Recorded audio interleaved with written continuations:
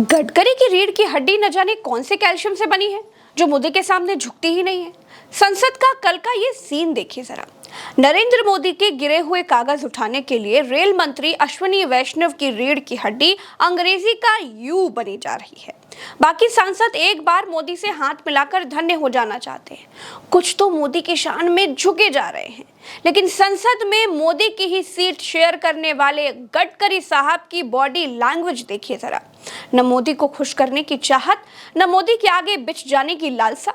ऐसा लग रहा है जैसे कह रहे हो कि होंगे मोदी तो अपने घर के होंगे, यहाँ सिर्फ संसदीय दल के नेता हैं। मैं बाकी लोगों की तरह देखिए ये नहीं कहती कि कल ही गडकरी मोदी की गद्दी छीन लेंगे और उस पर चढ़कर बैठ जाएंगे।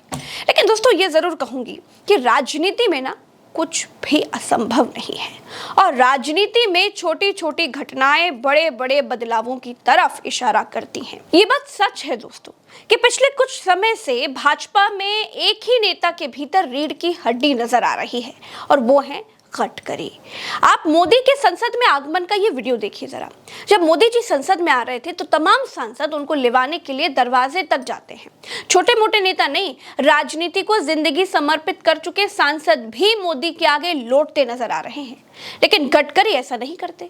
ऐसा नहीं है कि गडकरी के भीतर राजनीति में शीर्ष पदों पर जाने की इच्छा नहीं है, लेकिन मोदी की चरण वंदना से न जाने उनको कैसा परहेज है। मोदी 75 के होने जा रहे हैं और जैसे जैसे समय आगे बढ़ रहा है, नितिन गडकरी के भाषण सरकार के लिए और तीखे होते जा रहे हैं। दोस्तों एक बात को और समझिए कि जब सदन में नरेंद्र मोदी के पीछे पूरी भाजपा खड़ी थी, ताली बजा रही थी, नारे लगाए जा रहे थे, तब भी गडकरी के चेहरे पर कोई भाव नहीं था।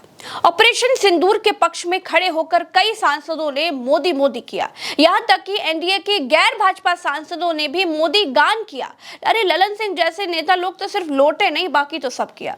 लेकिन गडकरी इस मुद्दे पर बोलना भी जरूरी नहीं समझे। मोदी की तारीफ तो दूर की बात है, विपक्ष जब जब सदन में मोदी को घेरता है तो गडकरी कुछ बोलते ही नहीं है। देखिए गडकरी के बयान तो तमाम हैं जो मोदी सरकार की धज्जियां उड़ा रहे हैं, लेकिन मोदी और गडकरी के बीच बढ़ती तनातनी का एक और उदाहरण आज आपको दिखाती हूँ। जब गडकरी ने दिखाया कि उनके भीतर रीढ़ की हड्डी है। दोस्तों जब नरेंद्र मोदी तीसरी बार शपथ ले रहे थे तब ऐसा कुछ दिखाई दिया था। नरेंद्र मोदी जब एनडीए संसदीय दल के नेता चुने गए तब भी ऐसा ही कुछ दिखाई दिया।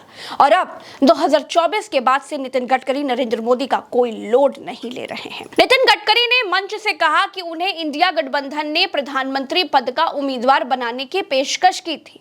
जब गडकरी ने यह कहा था तभी समझ में आ गया था कि मोदी के बाद कौन वाले सवाल का जवाब गडकरी हो सकते हैं। गडकरी बीजेपी के वो इकलौते नेता हैं जिनका सम्मान विपक्ष भी करता है। शरद पवार ने कहा कि गडकरी पार्टी लाइन के नाम पर कोई भेदभाव नहीं करते। अब आपको वो बयान भी सुनवाते हैं जब उन्होंने 11 साल के मोदी सरकार के डंके की पोल खोल दी थी।